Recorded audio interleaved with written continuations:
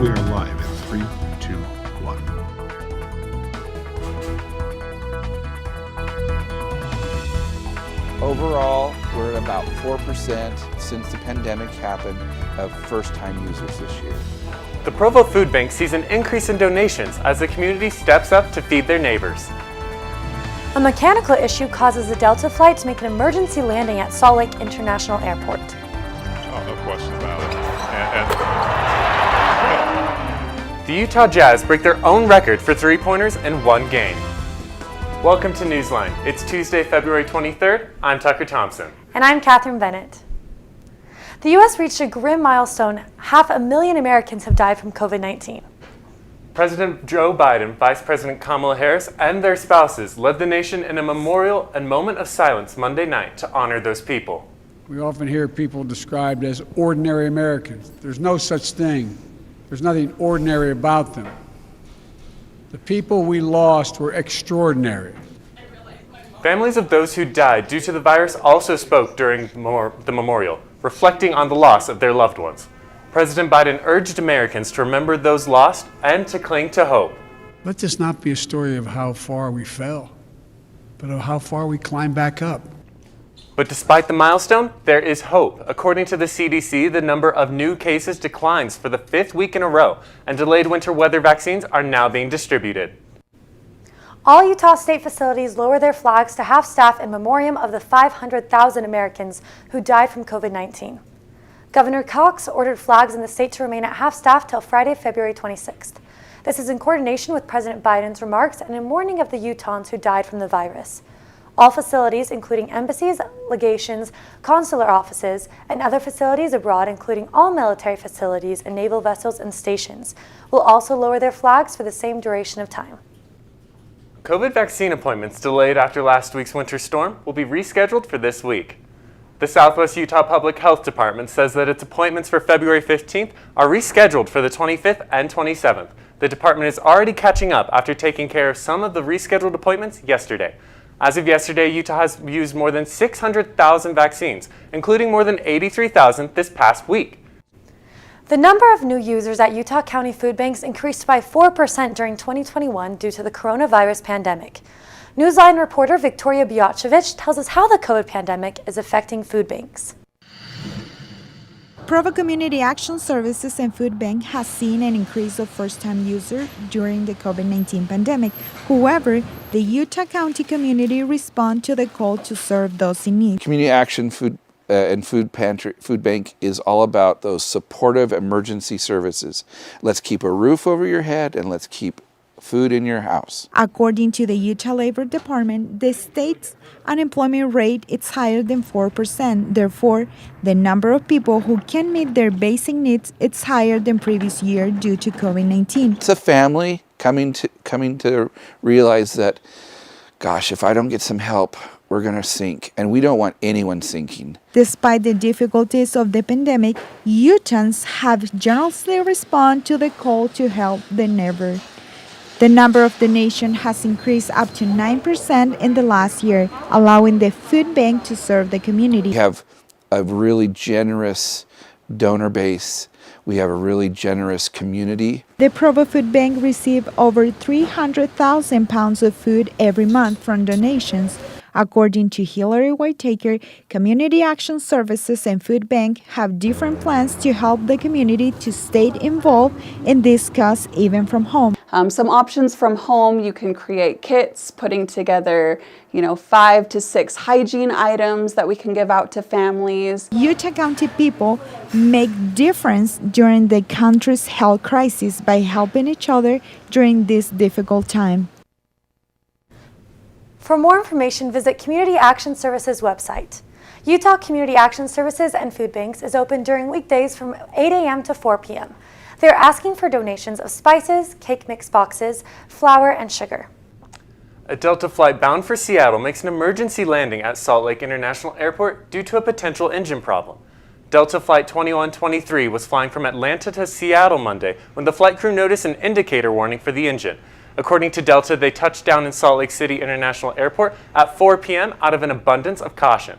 Investigative fire crews say that the engine seemed normal.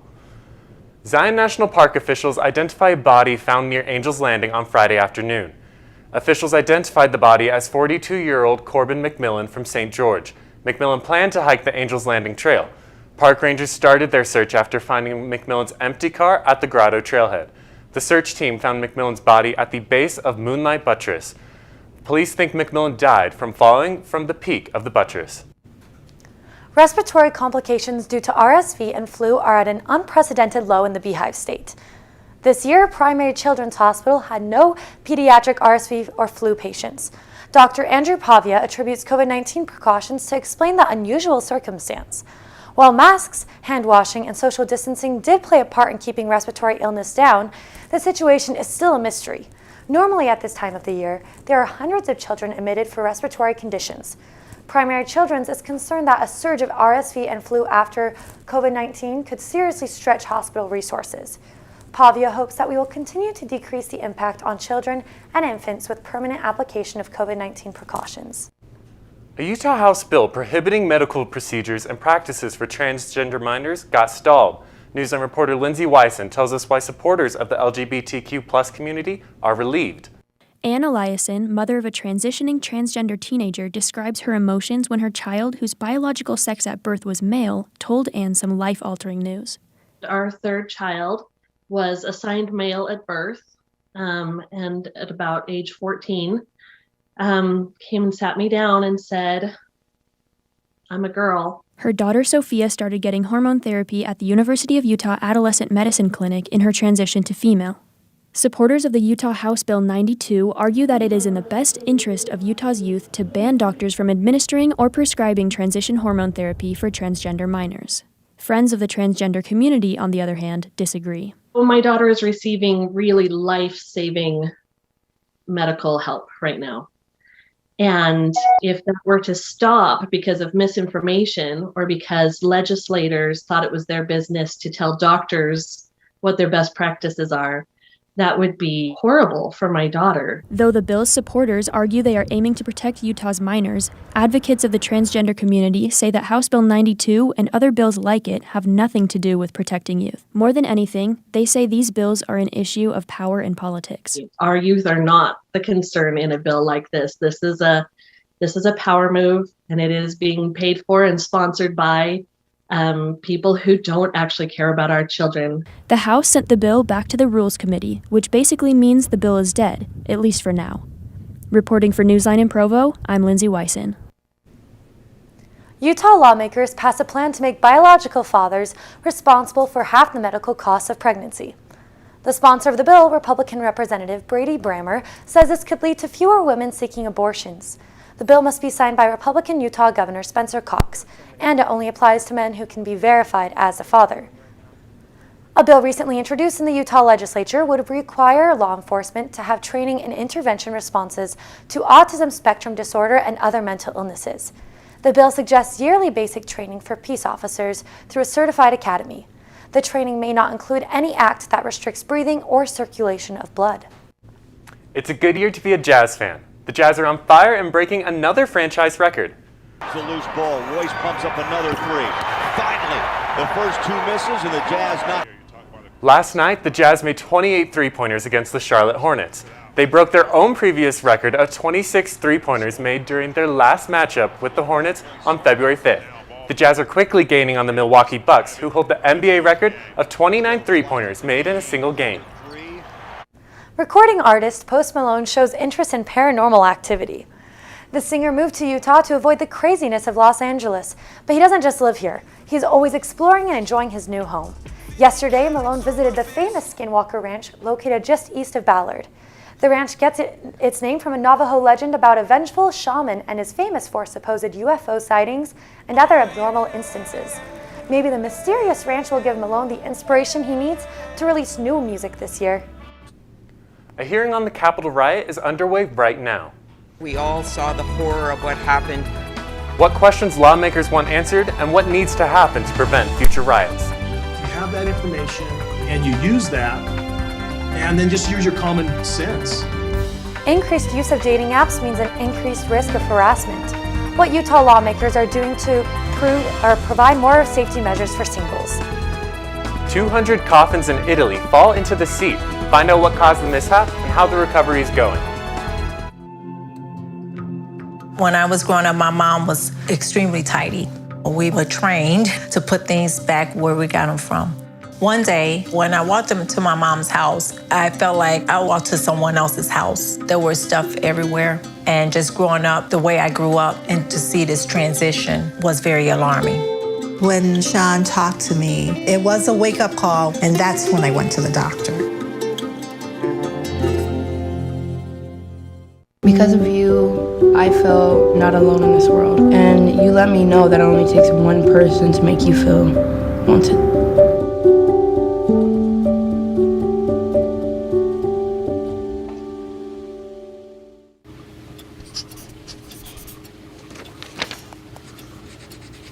If you love them enough to relearn math so you can teach them math, then surely you'll check nhtsa.gov/the-right-seat to make sure they're correctly buckled in the back seat.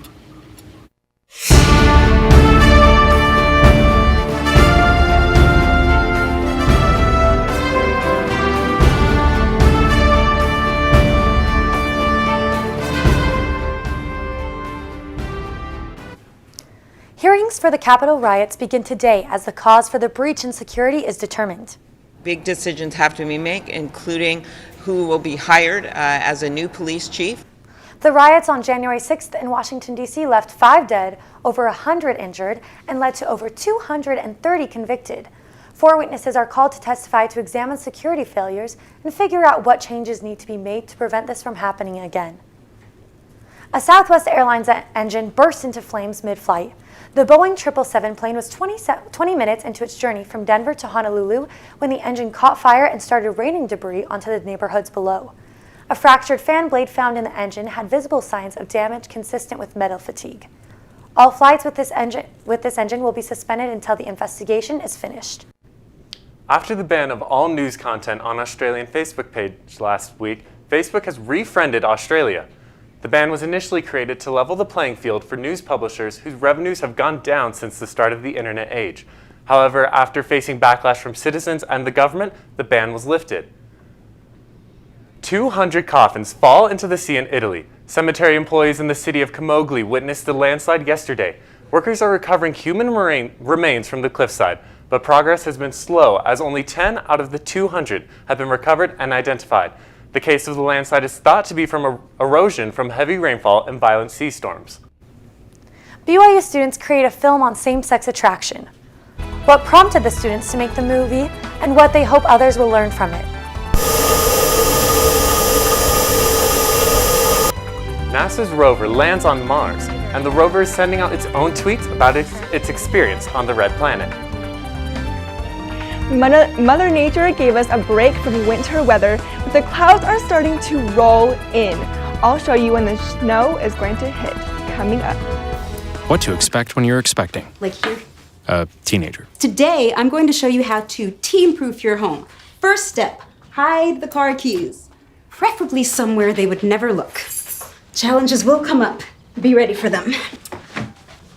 Hi, honey. I'm ready for the... Mom, you don't use mannequins in the mannequin challenge. You don't have to know it all to be a perfect parent. Thousands of teens in foster care will love you just the same. Okay, Dad. 1, 2, 3.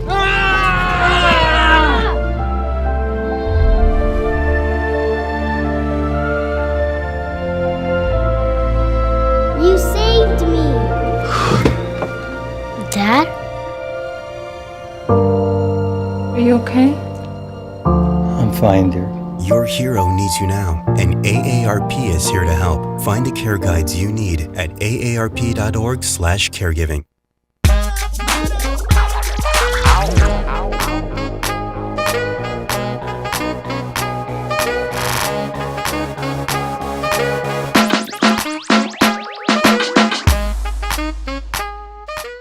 All right, Monroe, you ready? Monroe!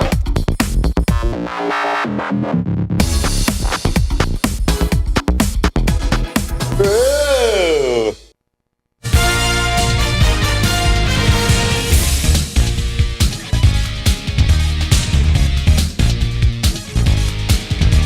Singles looking for an online love connection could find an extra measure of safety thanks to a proposed Utah law.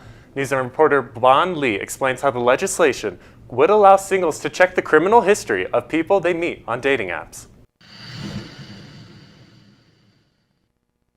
A bill that would allow people to search legal records of people they meet online or a dating app is waiting to receive a vote from the Senate.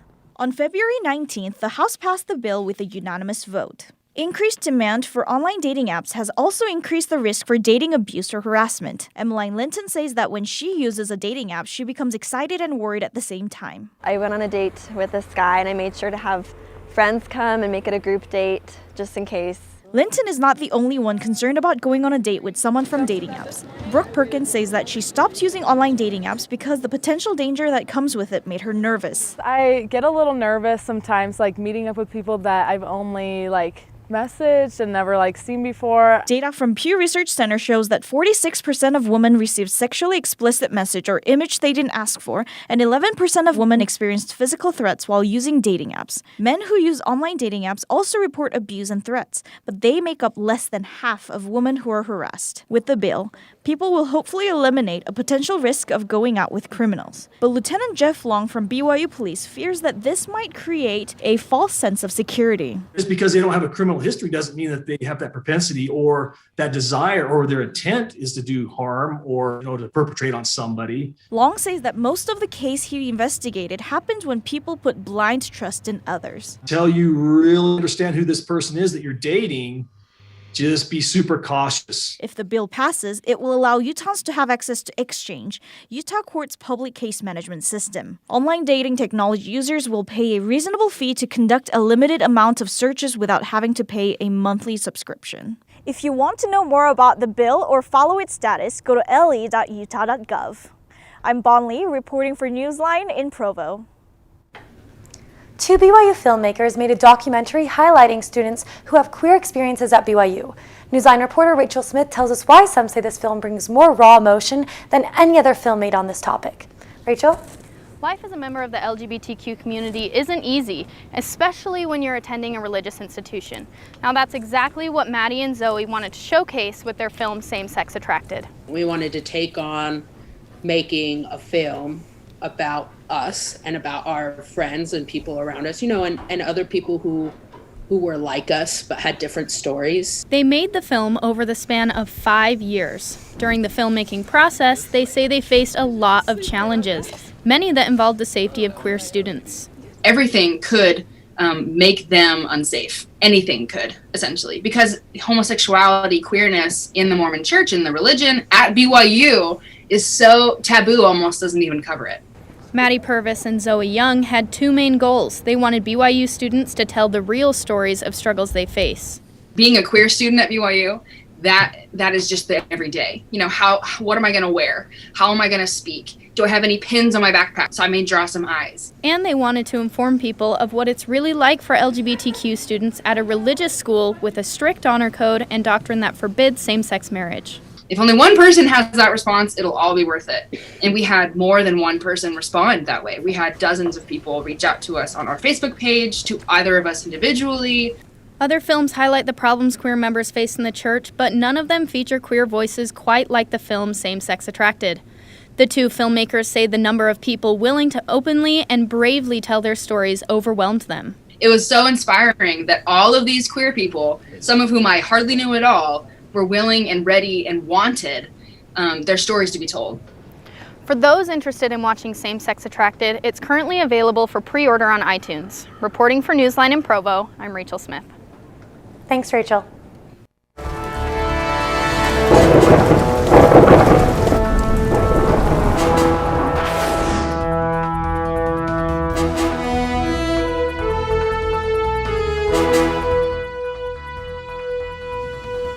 Another round of snow makes for messy travel. Take a look at this video from Philadelphia. You can see the heavy snowfall shutting down the highway and stopping traffic. There have been record freezing temperatures across the U.S. this past week, but for Utah, we have been getting a little break. What I really wanted to show you were these beautiful skies from South Jordan. I love these pink and blue cotton candy skies, but behind me you can see these clouds are moving in. The next couple of days are going to be a little cooler, as well as we will see a weaker storm coming in through the weekend. Let's take a look at today's temperatures. Logan, high 39, low 20. You will be experiencing some snowfall today. Wendover, high 50, low 24 for you. Congratulations, Wendover. You are higher than most of us today. Richfield, 48, low 22. St. George, 67, and low 36 for you. Let's take a look at southern Utah's 5-day forecast. You'll be having some spring weather all throughout the week until the weekend on Sunday. You will have rain and snow as well. Take a look at those days and be prepared for that snowfall. For northern Utah, we will be having some more oscillations through rain and snow back to some sun. Beautiful days. Keep track of those sunny days and make sure you use that time wisely. That's all I have for you for your weather. Back to you, Kat and Tuck. Thanks, Isabel. New footage and sound from Mars. We'll show you the first pictures and videos from the Perseverance rover. Dora knows better than anyone. The best place to explore is the forest. Boots! She knows this monkey? Of course, she knows this monkey. Experience nature. Let's go. Connect with family. I love you guys. And find your own adventure in a forest or park near you. Let's do this. Come on, Boots. Visit discovertheforest.org to find a forest or park near you.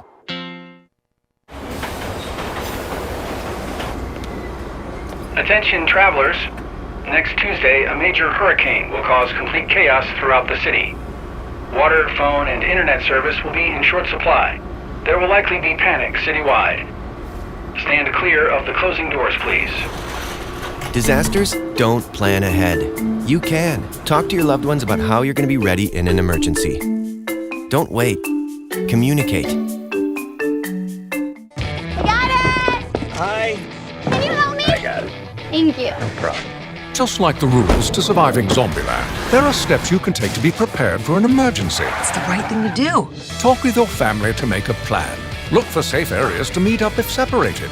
And stock up on supplies. It's never too early to get prepared, so start now. Right now? Right now. You can't predict emergencies, but you can be ready. You're welcome, America. Visit ready.gov today to learn more. It's a beautiful day out here, sunny today with light breezes, giving way to clouds in the afternoon. We could see some light precipitation to moderate precipitation later on, followed by powerful storm-like conditions. 90 miles per hour winds are expected. Authorities are asking everyone, stay indoors. Come on, that's it, let's go.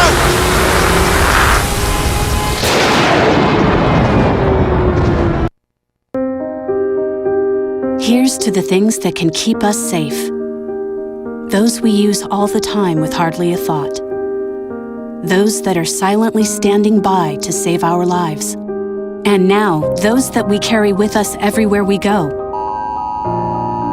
Many mobile devices will now bring you wireless emergency alerts, real-time information directly from local sources you know and trust. With the unique sound and vibration, you'll be in the know wherever you are.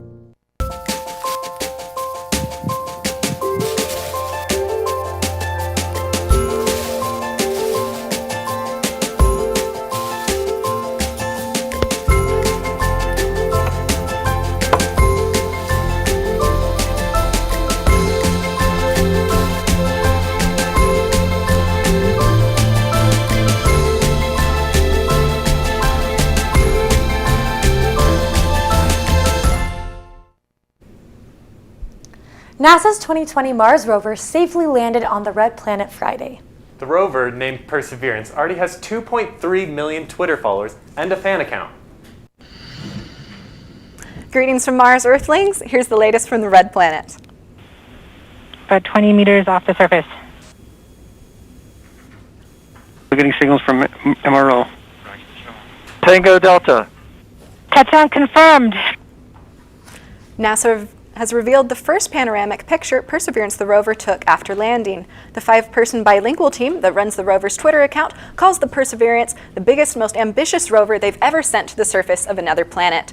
They say she's a boss who would have graduated college summa cum laude and is super lovable, and she's got a rock vaporizing laser on her head to boot.